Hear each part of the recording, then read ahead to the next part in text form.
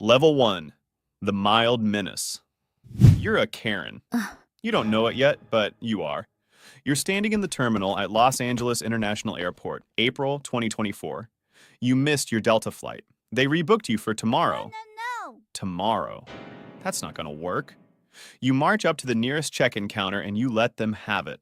You're screaming, you're pointing, you're calling Pete Buttigieg, the U.S. Transportation Secretary, a useless motherfucker and demanding they get him on the phone.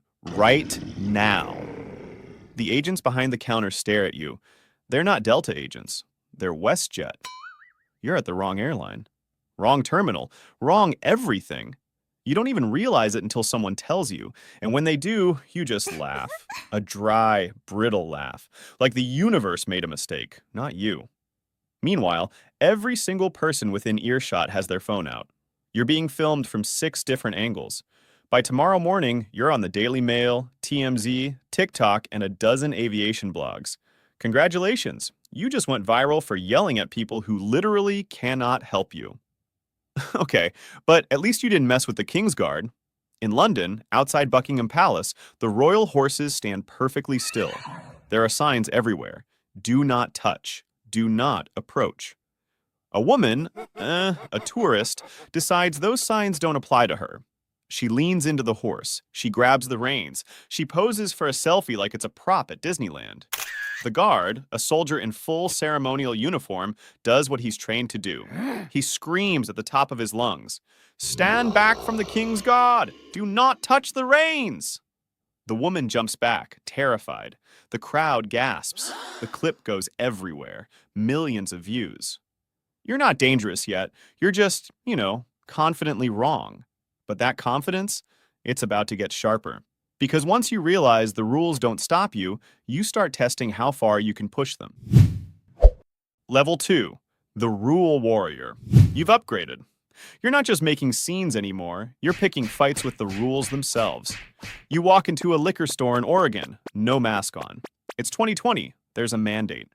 The employee, a kid behind the counter, asks you politely to put one on. You refuse. No. You don't just refuse, you lecture him. You tell him this is America. You tell him you have a medical condition. You tell him he's violating your constitutional rights. Your name is Ruby Musso, and this clip is about to make you famous for all the wrong reasons. You're screaming now. The veins in your neck are visible. You call the employee a Nazi. You compare mask mandates to the Holocaust. You knock merchandise off the counter. The whole thing is on camera. What started as a 30-second interaction turned into a 5-minute political monologue that nobody asked for. Ruby Musso became one of the most recognizable anti-mask Karens in the country overnight, and she's not even the worst one. At Portland Community College in Bothell, Washington, another woman takes it further. She walks onto campus without a mask, knowing full well it's required. Staff asks her to leave. She refuses. They call campus security. She refuses. They call the actual police. She still refuses. She's physically escorted out, yelling about tyranny and freedom the entire time. She gets arrested for trespassing. Trespassing.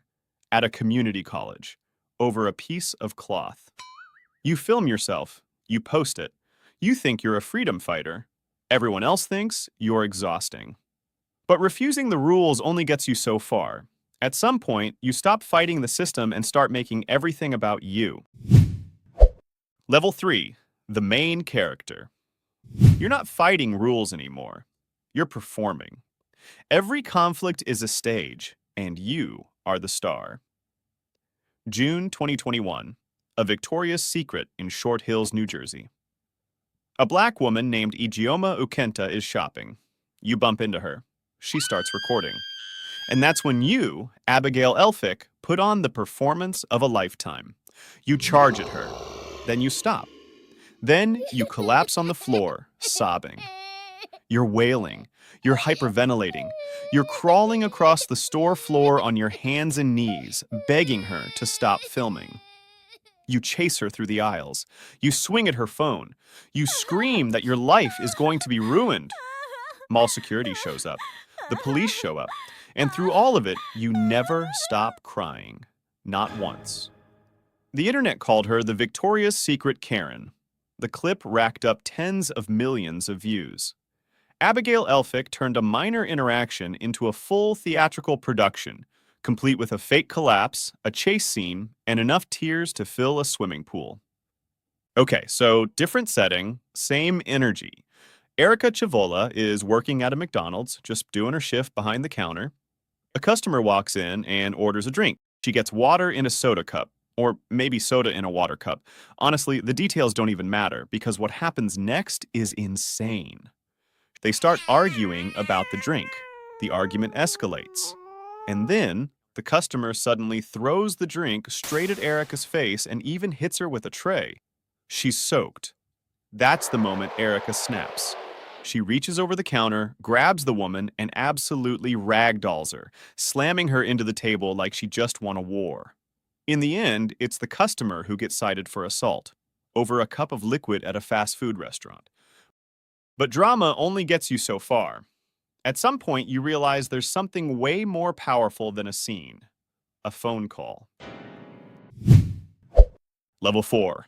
The Weaponized Karen. You don't need to scream anymore. You don't need to cry. You just need to pick up the phone and call the police. May 2018, Lake Merritt, Oakland, California. A group of black men are having a barbecue at the lake. Charcoal grill, music, a regular Sunday afternoon. You, Jennifer Schulte, are watching from a distance. You decide that their charcoal grill violates park regulations, so you call the police. You don't just call once. You stay on the phone for over an hour. When the officers arrive, you're the one in tears. You're sobbing, pointing at the men, acting like you've been threatened. The men are calm. They're confused. They were just grilling. The video of you crying to the police while black families barbecue in the background goes viral overnight. Jennifer Schulte, BBQ Becky. And then there's Amy Cooper. May 25th, 2020. Central Park, New York City. The Ramble, a wooded section popular with birdwatchers, a black man named Christian Cooper, no relation, asks you to leash your dog. It's the rule in the Ramble. You refuse. No! He starts recording. And then you do something calculated. You pull out your phone and call 911.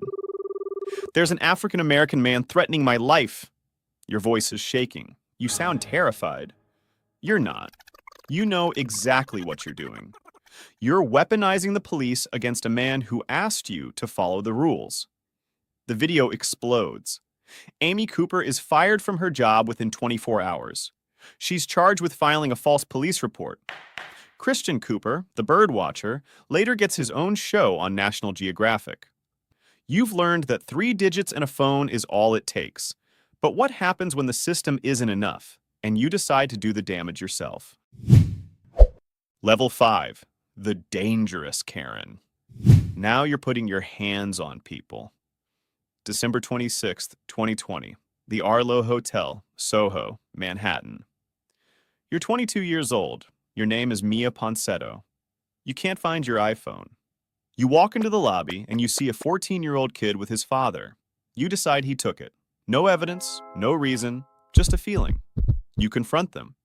The father, Keon Harold, a Grammy-winning jazz trumpeter, starts recording. You don't care. You lunge at the boy. You tackle him. A 22-year-old woman physically attacking a 14-year-old child in a hotel lobby over a phone that, by the way, was later returned by an Uber driver. It was never stolen. You just assumed. Mia Ponsetto went on CBS This Morning with Gayle King, told the world it wasn't racial, and was arrested hours later during a traffic stop in California. Deputies had to drag her out of her car. She pleaded guilty to a hate crime. Now, this next one. March 4th, 2023. Converse, Texas. A quiet suburb outside San Antonio. Your neighbor, Shirley Barr, puts a bed frame by the curb for bulk trash pickup. Normal stuff. Except it's touching your car. You're Margot Vasquez. You move the bed frame. Then you confront Shirley. Words fly. You shove her. 2 hands right in the chest. She stumbles back. Ouch! And then Shirley goes inside. You think it's over. It's not. She comes back out, walks to her truck, and pulls out a handgun. a handgun, over a bed frame. She points it directly at you and threatens to shoot. All of this, every single second, is captured on the neighbor's surveillance camera. Police show up. And here's the part that, really gets you. They arrest you, Margot, for shoving Shirley. Misdemeanor assault. Shirley, the one who pulled a gun, walks free. It takes weeks before investigators actually review the surveillance footage and realize maybe the woman pointing a loaded weapon at her neighbor should also be charged. A bed frame, a shove, a gun. On a Tuesday afternoon in suburban Texas. At this level, people get hurt, but they survive. At the next level, they don't. Level 6. The Fatal Karen. October 28th, 2018. Chongqing, China. A city bus crosses the Wanzhou Yangtze River Bridge. It's an ordinary route. 15 passengers on board. One of them, a 48-year-old woman, missed her stop. She walks up to the driver and tells him to stop the bus. He can't. There's no stop here. She argues. He refuses. She argues louder. He keeps driving. And then she does something that will kill everyone on that bus. She swings her phone at the driver's head. She hits him. He flinches. He swings back with one hand. The bus swerves. The dash cam captures the final 8 seconds. The bus breaks through the bridge railing and plunges into the Yangtze River. 15 people dead. All of them. Because one woman missed her stop and decided that her inconvenience was worth more than 15 human lives. June 2nd, 2023. Ocala, Florida. Susan Lawrence, 58 years old, has been feuding with her neighbor Ajiki Owens for years. Since 2021, police had been called to their address 6 times. The issue? Owens' kids playing in a grassy area near Lawrence's apartment. Lawrence had screamed at those children. She'd called them racial slurs. And on this day, after another argument with the kids, Owens walks over to Lawrence's front door. She knocks. She wants to talk. Lawrence doesn't open the door. She doesn't yell through it. She grabs a handgun and fires a single shot straight through the closed door. The bullet hits Ajiki Owens in the chest. She's 35 years old, a mother of 4. She dies at the hospital. Lawrence told police she was afraid for her life. The sheriff didn't buy it. He said, and I quote, "This was simply a killing." Susan Lawrence was convicted of manslaughter and sentenced to 25 years in prison. Her story became the Netflix documentary The Perfect Neighbor. It hit #1 in the U.S. One knock on a door. One bullet through it. One mother gone. The bus driver assault. Missing your bus stop. It's annoying, sure. A minor inconvenience that might cost you a few extra minutes of walking. But for one 48-year-old woman in Chongqing, China, a missed bus stop was something else entirely. It was a personal attack, and she was going to make sure the driver knew it. On October 28, 2018, Ms. Liu was a passenger on a city bus crossing the Wanzhou Yangtze River Bridge. When she realized she had missed her stop, she demanded that the driver, a 43-year-old man named Ran, stop immediately.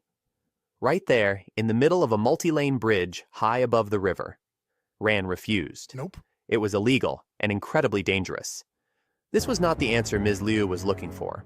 She became furious, screaming at him, her voice rising in a crescendo of entitlement. Then, she attacked him, striking him on the head with her mobile phone while he was driving at over 30 miles per hour. The driver, in a fatal, split-second reaction, took his right hand off the wheel to strike back. In that moment of chaos, he lost control. The bus veered sharply into oncoming traffic, sideswiped a small red car, and then smashed through the bridge's guardrail. For a horrifying moment, the bus teetered on the edge, before plunging 164 feet into the murky waters of the Yangtze River below. All 15 people on board, including Ms. Liu, the driver, and 13 innocent passengers, were killed. Initially, the driver of the red car was blamed, and she was viciously attacked online. But when salvage crews recovered the bus's black box recorder 2 days later, the horrifying truth was revealed to the world. The footage of Ms. Liu's violent, entitled tantrum went viral, sparking a national conversation in China about passenger behavior. A missed bus stop, a moment of rage, and a watery grave for 15 people. All because one woman believed the rules didn't apply to her. The alligator petting disaster. Some people have a healthy respect for nature. They understand that wild animals are, well, you know, wild. And then there are people like Cynthia Covert. Cynthia, say hi to my audience, will you? Hi! This 58-year-old nail technician from South Carolina decided in May 2020 that she knew better than a 10-foot, 500-pound alligator. She was at a client's house on Kiowa Island, a place known for its large alligator population. She saw one in the pond behind the house and was fascinated. The homeowner, seeing her get too close, shouted a desperate warning.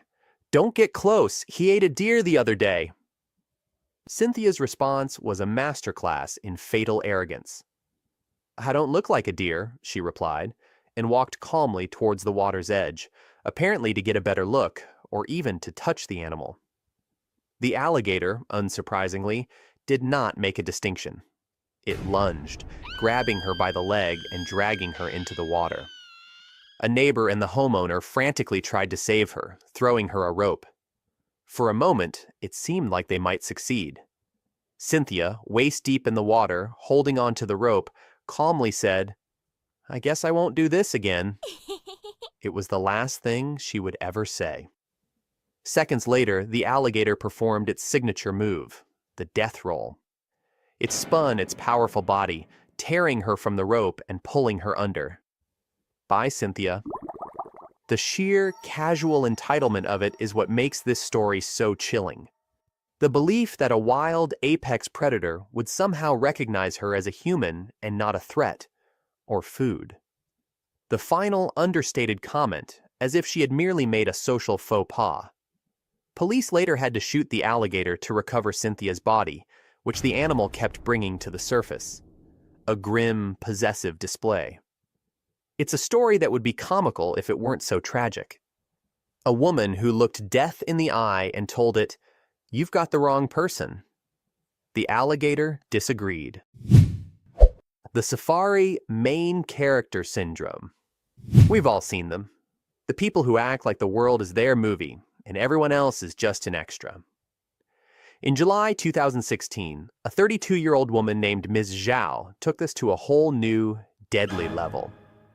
She and her family were on a self-drive safari at the Badaling Wildlife World in Beijing, driving through the Siberian tiger enclosure. The rules were simple and repeated constantly over loudspeakers. Stay in your car. Do not get out. For any reason. But Ms. Zhao got into an argument with her husband, who was driving. And in a fit of what can only be described as main character syndrome, she decided the rules didn't apply to her. She stormed out of the passenger seat, walked around the car to the driver's side, and yanked the door open to continue the argument. She was in the middle of a tiger enclosure, surrounded by apex predators, but her personal drama was more important. Within seconds, a tiger ambushed her from behind, dragging her away like a doll. Seeing this, her 57-year-old mother, Ms. Li, did what any mother would do. She jumped out of the car to save her daughter. As park rangers frantically tried to scare off the first tiger, 2 other tigers attacked the mother, killing her instantly. Ms. Zhao survived, but with severe injuries. The mother died, saving the daughter who had caused the crisis. The aftermath was a firestorm of public opinion. The family tried to sue the park for 2 million yuan, claiming they weren't warned properly. But the public and the courts sided with the park. The footage of Ms. Zhao's arrogant, reckless act was undeniable. It's a story of entitlement with the most tragic of consequences. A woman whose temper tantrum got her own mother killed. She survived, but she has to live with the knowledge that her moment of rage led directly to her mother's death. The aesthetics over life tragedy. In the age of social media, the perfect picture is everything. The right angle, the right light, the right filter. But what if the price of that picture is your life? In September 2024, two Brazilian influencers, 37-year-old Aline Tamara Moreira de Amorim and 27-year-old Beatriz Tavares da Silva Faria, attended a lavish party on a yacht. Afterwards, they boarded a small, overcrowded speedboat to return to the coast of São Vicente, Brazil. The captain, seeing the choppy water and the overloaded boat, begged everyone to put on a life vest. But Aline and Beatriz refused. No. Why? Because the bright orange vests would ruin their tan lines, and they certainly wouldn't look good in the selfies they planned to take on the way back. Their aesthetic was more important than their safety. The boat headed into a notoriously dangerous stretch of water known as the Devil's Throat. A massive wave hit the small boat and it capsized. The captain and the other passengers, who were either wearing life vests or could swim, survived. But Aline and Beatriz, weighed down by their clothes and with no buoyancy, were pulled under. They drowned. Their bodies washed ashore days later. The local police commissioner stated it bluntly: vanity was the primary cause of death. The tragic irony was almost too perfect. Just before she died, Aline had posted photos of herself on the yacht, looking glamorous in her bikini, basking in the sun. The very sun that gave her the tan she died to protect. It's a story that perfectly captures a certain kind of modern madness. They died for the gram, a cautionary tale about the deadly consequences of prioritizing likes over life jackets. A story of two women who looked at a life-saving device and saw only a fashion faux pas. The VIP Photo Fall. The Grand Canyon is a place of awe-inspiring beauty. It's also a place that demands respect. A place with very clear, very simple rules designed to keep you from falling to your death.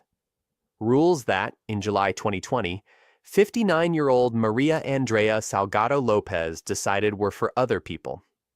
She was at Mather Point, one of the most popular and crowded lookouts on the South Rim, and she wanted a special photo. A photo without all the other tourists in it.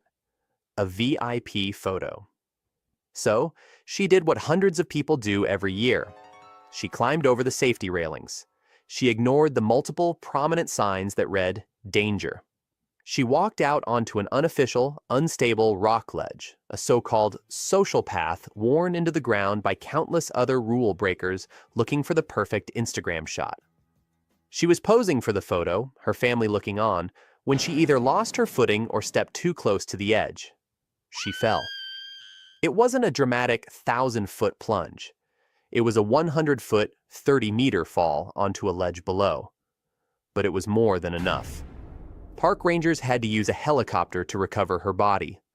It's a depressingly common story at the Grand Canyon. People see a barrier, and they see it not as a life-saving warning, but as a challenge, an obstacle between them and a slightly better picture. They see the rules and they think, that's for the clumsy people. That's for the tourists. I'm different. I'm careful. But the canyon doesn't care how careful you are. The loose rocks, the crumbling edges, the sudden gusts of wind, they don't discriminate. Maria Lopez wanted a photo that made her look special, unique, adventurous. And she got it. She died for it. The shortcut. Drowning. Sometimes, entitlement isn't about getting a better photo or winning an argument. Sometimes it's just about being in a hurry. In February 2017, during a period of heavy flooding in Northern California, a 45-year-old woman named Nicole Dufour was driving on a rural county road. She came to a section that was clearly and completely flooded. The road was closed. There were orange cones, barricades, and large, unambiguous signs that said, "Road closed" and "flooded." Other cars were turning around. It was a clear, unmistakable message: do not proceed. But Nicole, apparently, was in a hurry. Or maybe she just thought she knew better. She decided the rules didn't apply to her. Witnesses watched as she drove her car off the road, around the barricades, and straight into the floodwaters. She was taking a shortcut that everyone else could see was a deadly mistake. Her car was immediately swept away by the strong current of the swollen creek. It was pulled into a ditch and flipped upside down, trapping her inside. She drowned in her car, surrounded by signs that were put there to save her life. The California Highway Patrol later stated that they didn't know why she ignored the signs, but that the road was properly closed. It was a conscious decision, a choice. She wasn't a victim of the flood. She was a victim of her own impatience, her own belief that she could outsmart nature and bypass the rules that were slowing everyone else down. It's a quiet, lonely kind of Karen death. No screaming, no public tantrum. Just a single fatal decision based on the arrogant assumption that she knew better. Omar Farang Zin. Yep. New voice, same channel, peeps. It's early July 2025, high in the Romanian mountains, on a road that looks like it was designed by a car commercial director with a death wish. The Transfăgărășan snakes along cliffs and forests, and somewhere near the Vidraru Dam, 48-year-old Italian tourist Omar Farang Zin pulls his motorcycle over. Hi! Omar loves this kind of thing. Road trips, photos, little flexes for social media. And on this stretch of road, there's a bonus. Romania's infamous roadside bears. He's already been filming them the day before, taking close-ups and selfies like they're oversized teddy bears instead of apex predators with claws longer than his fingers. There are warning signs everywhere telling tourists not to stop, not to feed them, not to step closer. Locals complain that people ignore those signs constantly. Omar, unfortunately, is one of those people. He pulls up next to a metal warning sign, parks the bike, and walks toward a female bear with cubs like he's approaching a stray dog behind a fence. Other drivers shout at him to get back. Some are filming. He has food in one hand, his phone in the other. The bear is right there, close enough that you can see the muscles in her shoulders move under the fur as she shifts her weight. Omar steps in anyway, trying to get that perfect angle where you see his face, the cubs, and this majestic wild animal behind him. You can almost hear the unspoken caption in his head. Then the wilderness answers. The bear lunges, closes the distance in a blink, and hits him with hundreds of kilos of muscle and teeth.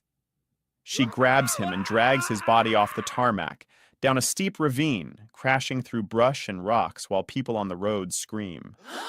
Rescue teams will later find his body 60 to 80 meters below the road, his helmet and gear no match for a furious mother bear. Authorities end up tracking and killing her, calling her dangerous now that she's used to people in cars.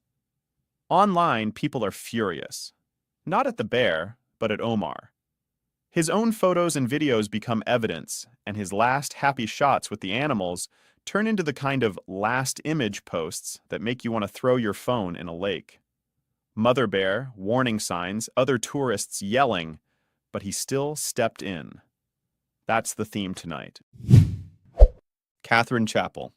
On a bright afternoon in June 2015 near Johannesburg, the sky over South Africa is postcard blue. The grass is gold, and the lions at the Lion Park are doing exactly what they're supposed to do, lounging around, looking regal, and slightly bored. In the passenger seat of a white car, 29-year-old American film editor Katherine Chappell thinks she's about to get the shot of her life. She's worked on Game of Thrones. She's in the country raising money for anti-poaching work. And this is her big I made it to Africa moment. At this park, the rules are simple and repeated so often they're basically a drumbeat. Doors locked, windows up, no exceptions around the lions. There are signs. The staff say it. They say it again. Other visitors know this too. But as Katherine's car rolls through the lion enclosure, both front windows stay down. She's got a camera in her hands, and the glass between her and a 396-pound lioness is air. Another vehicle pulls up behind them. People inside notice the open windows and start gesturing, trying to warn them. One even honks. The lioness strolls toward the car like a bored house cat investigating a box that just appeared in the living room. Katherine keeps shooting, leaning slightly out of the open window, laser-focused on the frame in front of her, not the very real set of jaws inches away. The big cat plants her paws on the side of the car. For a second, it looks like one of those cheesy tourist photos. Lion on the door, tourist with a camera, everyone laughing.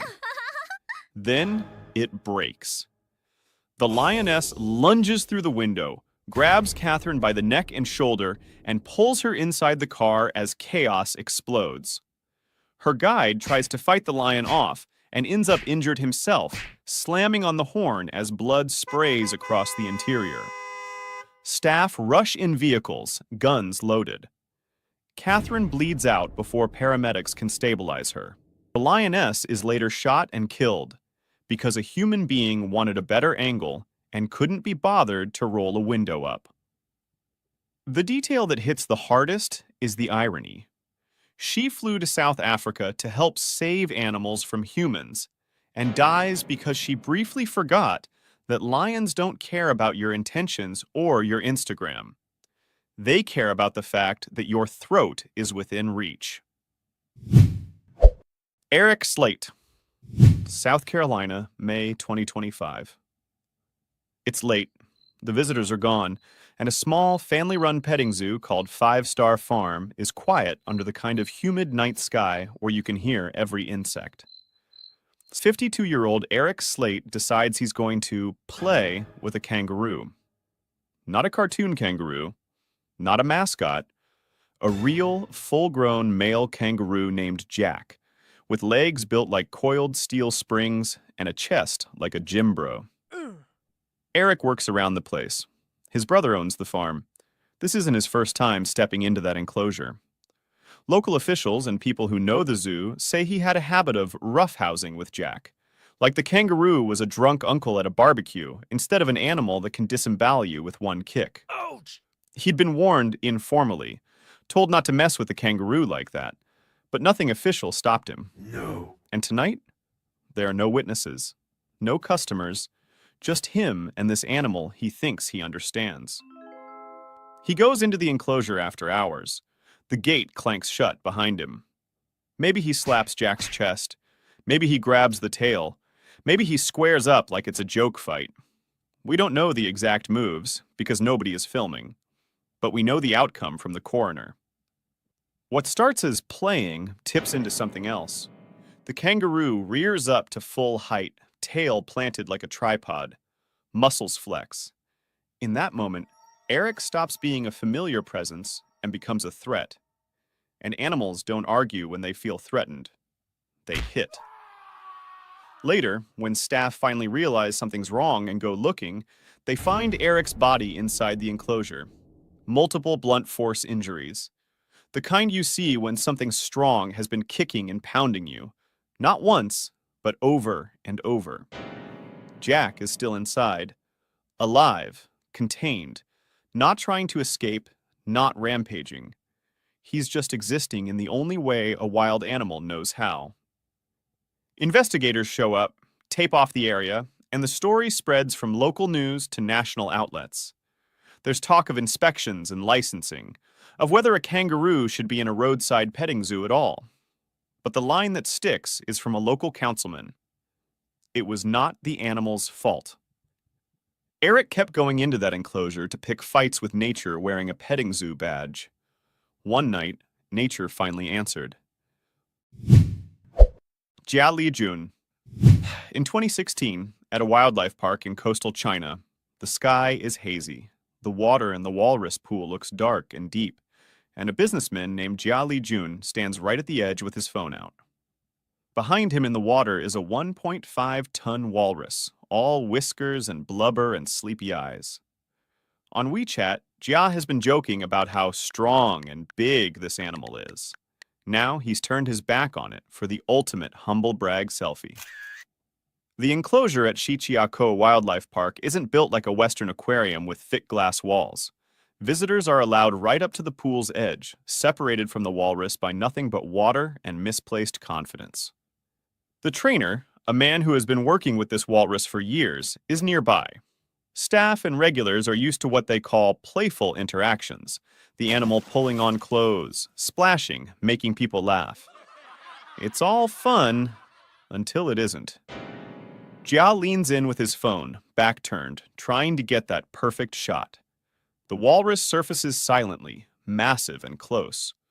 1 second he's on solid ground, the next, there's a sudden surge of movement behind him. Flippers, weight, a powerful grip from an animal that doesn't know the difference between play and "this thing is now in my mouth." It grabs him and yanks him straight into the pool like a rag doll. He hits the water, and the watching crowd thinks it's a stunt at first. The trainer reacts instantly, diving in fully clothed, swimming hard toward them. The walrus wraps them both up, pushing them under, pulling them back, the surface churning with foam and flashes of orange clothing. This animal has the mass of a car and the stubbornness of a toddler. Once it has something, it doesn't let go easily. Minutes pass like that. Too many minutes. By the time other staff can intervene, both Jia and the trainer are gone. Drowned. Afterward, the park quietly compensates the family and insists the walrus wasn't attacking, just being affectionate in the only way it knows. Chinese outlets cover the story, then years later it resurfaces everywhere as the walrus selfie cautionary tale. A tourist who literally wrote that the animal was huge and powerful still turned his back on it for a photo and dragged his rescuer into the same watery grave. Selfie culture, 2. Common sense, 0. River Rosenquist. Late December 2021, Southwest Florida. The Naples Zoo at Caribbean Gardens is closed for the night. The visitor pads are empty, and the only humans left on site are security and cleaners. One of those cleaners is 26-year-old River Rosenquist, a contract worker whose job is to mop floors, not meet tigers. But sometime after dark, River decides to upgrade his job description. He wanders over to the Malayan tiger exhibit, a big outdoor enclosure with a mesh fence and, importantly, a clearly marked barrier several feet in front of that fence. Guests are supposed to stay behind the barrier. Keep a safe distance. Don't stick your limbs through the cage. The usual stuff you'd think no adult needs spelled out. River climbs over that barrier anyway. Investigators later say he may have been trying to pet or even feed the tiger. On the other side of the mesh is Eco, a young, critically endangered Malayan tiger, around 250 to 300 pounds. River's arm goes through the fence, into Eco's space. The tiger does what tigers do. In one smooth move, Eco grabs the arm with his jaws and clamps down. River screams. He tries to pull back, but the tiger is stronger and drags his arm deeper through the mesh, locking him in place like a meat puzzle he intends to solve slowly. Pinned there, bleeding, River does something that perfectly sums up the whole situation. He calls 911 on his own phone. You can hear it in the recordings. "I'm being attacked by a tiger. Please, please." While a 250-plus pound predator holds his arm like a chew toy. Deputies arrive to a scene that looks fake at first. A guy wedged against a cage, a massive tiger attached to him. One officer shouts, tries to startle Eco, then realizes there's no clean way to do this. He fires a single shot. The bullet hits Eco, who releases the arm and retreats. River is airlifted out with a shredded limb that surgeons fight to save. Eco dies, and the zoo loses one of its star animals because a cleaner decided the "do not cross" line was optional. The zoo calls it a bad mistake and emphasizes that the tiger was only being a tiger. Online, people are furious at the sheer stupidity of it, pointing out that an endangered predator died to save the guy who climbed a barrier to touch it. The tiger followed its nature. River ignored his. Prabhu Bathara. In May 2018, deep in the forests of India's Odisha state, a wedding party is driving home through the dark. The music is over, the guests are tired, and in the driver's seat is a local taxi driver named Prabhu Bathara, somewhere in his 30s. He pulls the SUV over near a forested stretch so he can pee. It should be the most boring part of the night. Instead, it becomes the headline. Off the side of the road, Prabhu spots something moving near a little water body. A wild bear, injured and exhausted. Instead of thinking problem, he thinks opportunity. This is 2018, the era of selfie or it didn't happen. His passengers in the car see what he's about to do and tell him not to. They warn him it's dangerous, that it's a wild animal, not a circus act. He ignores them, phone in hand, and walks toward the wounded predator like it's a prop. The bear is already stressed and hurt, cornered near the water. Prabhu closes the gap, getting within selfie range. He wants that perfect shot. Him in the foreground, bear in the background, something to show off later. Before he can lock in that angle, the bear decides the photo shoot is over. It lunges, knocking him off balance and dragging him down into the grass. What follows is ugly and fast.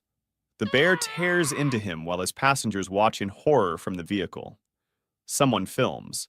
The video will later leak online because, of course it will. A stray dog, of all things, charges in and starts biting the bear, desperate to distract it. It's a bizarre little moment of heroism from an animal we usually ignore. But even the dog can't fix this. The bear is too strong, too angry, too close. Prabhu dies there, his big selfie moment ending in a blur of fur and blood.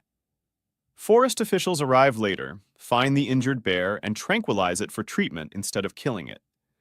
They pay Prabhu's family a small compensation for funeral rites. Locals block the road, demanding more money.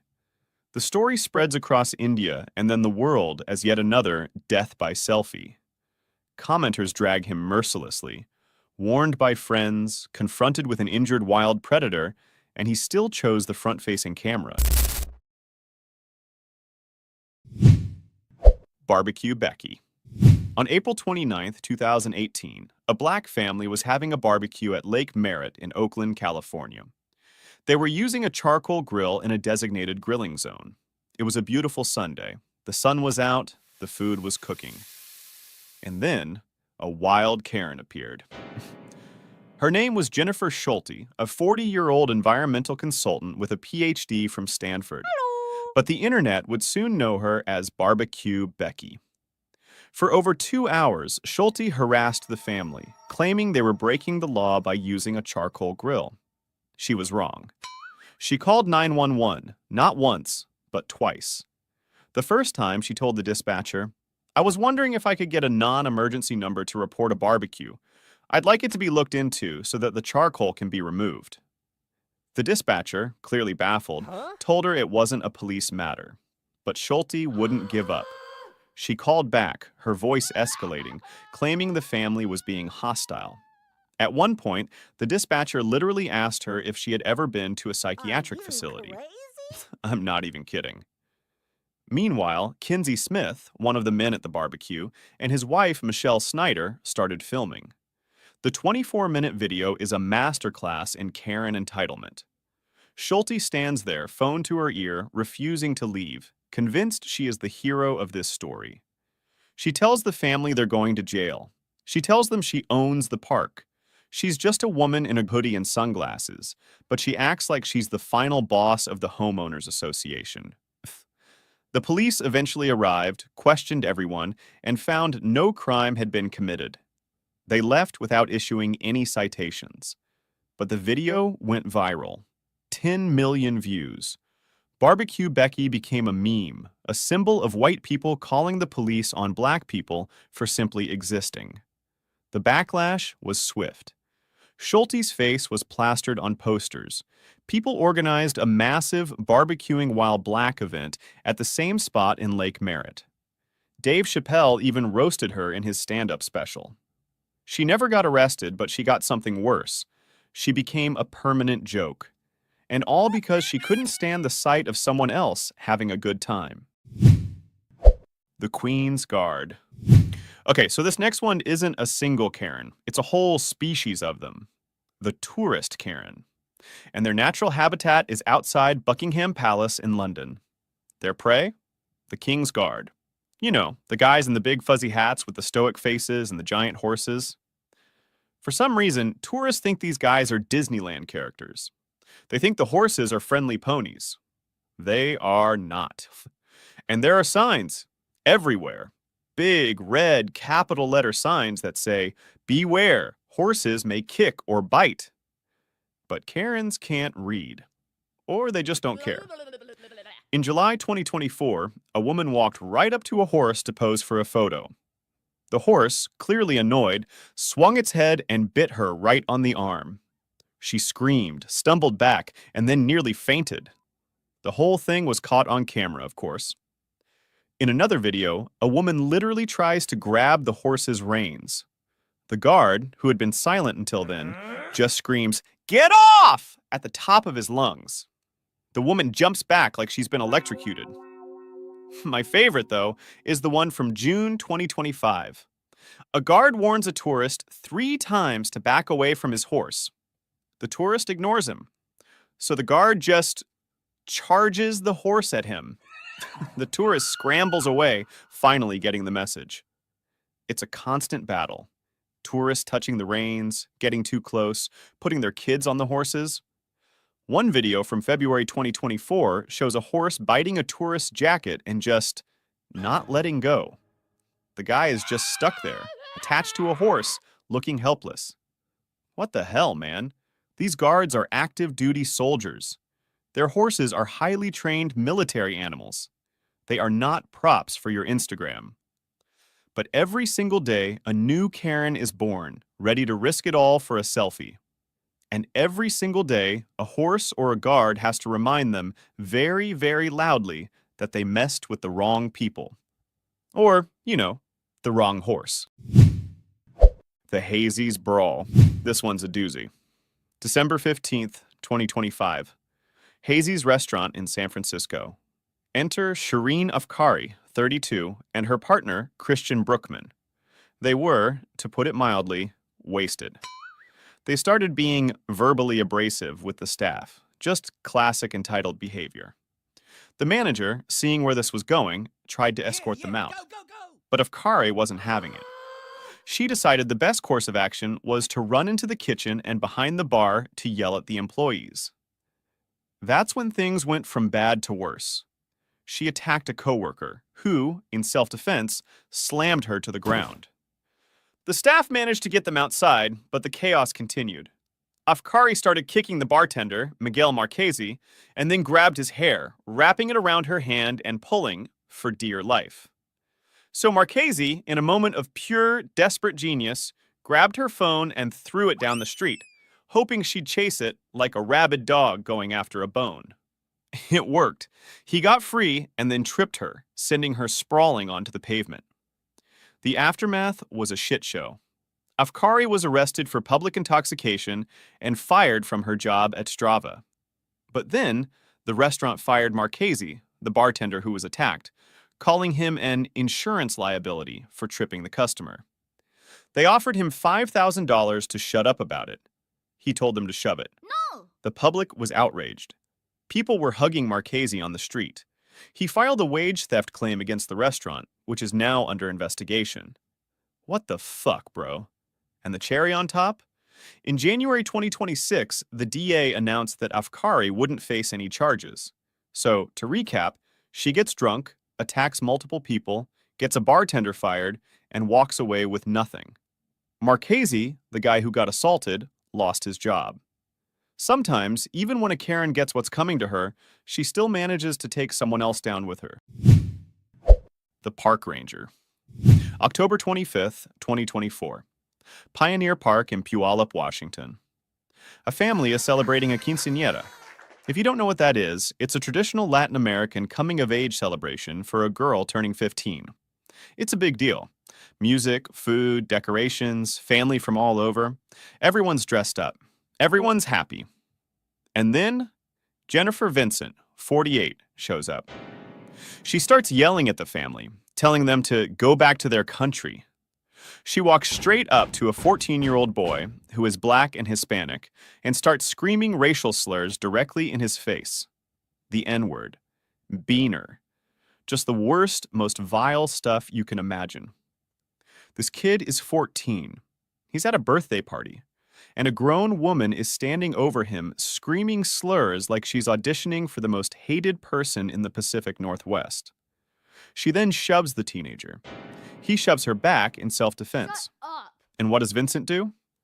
She pulls out her phone and calls 911, claiming she was the one who was assaulted. Classic Karen playbook. Attack someone, then play the victim when they fight back. But she made one crucial mistake. She did this in front of an entire quinceañera. There were dozens of witnesses, families with cameras, kids who saw the whole thing. And every single one of them told the police the same story. Vincent was the aggressor. The 14-year-old was just defending himself. When the police arrived and tried to arrest her, she resisted. Of course she did. The entitlement doesn't stop just because the handcuffs come out. The police body cam footage is, a masterclass in delusion. She's screaming, crying, acting like she's the one being wronged, even as multiple witnesses are literally pointing at her saying, "She started it. We saw everything." She was charged with a hate crime, 4th-degree assault, and resisting arrest. Her bail was set at $10,000.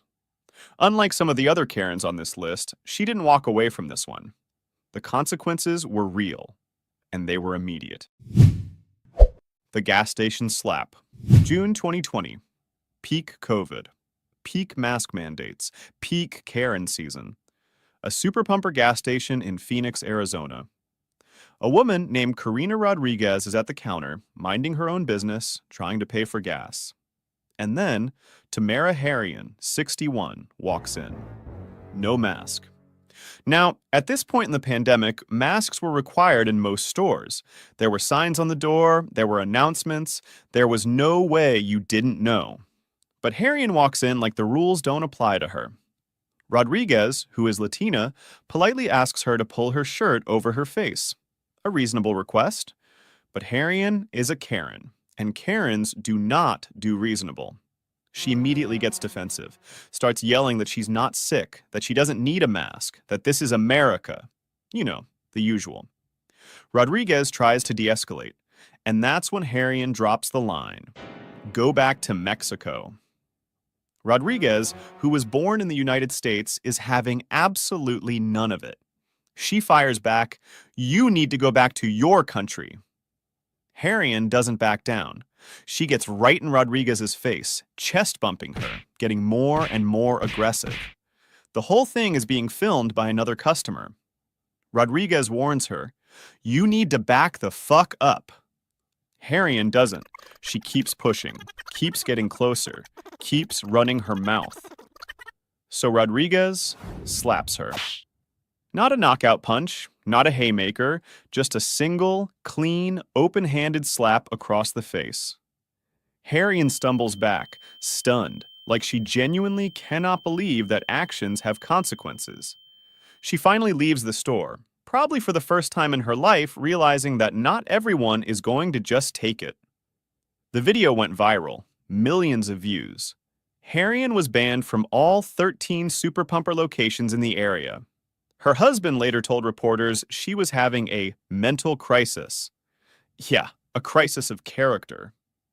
The internet crowned Rodriguez a hero, and Harrion became the poster child for what happens when you bring racism to a gas station and the other person isn't in the mood. Citi Bike Karen. May 12th, 2023. New York City. Sarah Jane Comrie, a 32-year-old pregnant ER nurse, gets into a dispute with a group of young black men over a Citi Bike. The video starts with Comrie screaming for help, trying to wrestle the bike away from one of the men. She yells, "You're hurting my fetus!"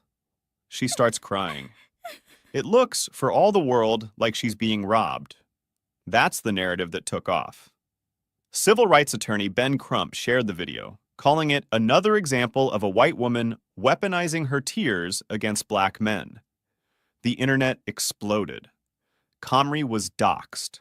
Her employer, Bellevue Hospital, placed her on leave. She was branded Citi Bike Karen, the latest in a long line of entitled white women using their privilege as a weapon. But then the story got complicated. Comrie's lawyer released receipts. Receipts that seemed to show that the bike was, in fact, hers. She had checked it out, rode it for a minute, and then redocked it. The young men, her lawyer claimed, had then taken the bike before it had properly locked, so she was trying to take back what was rightfully hers. The young men, for their part, insisted they had the bike first. So who was the real Karen here? Was it Comrie for her theatrical, over-the-top reaction? Or was it the young men for trying to take a bike that wasn't theirs? Or was it the internet for rushing to judgment before all the facts were in?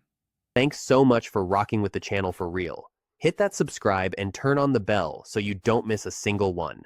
And got a topic you want me to dig into next? Drop it in the comments.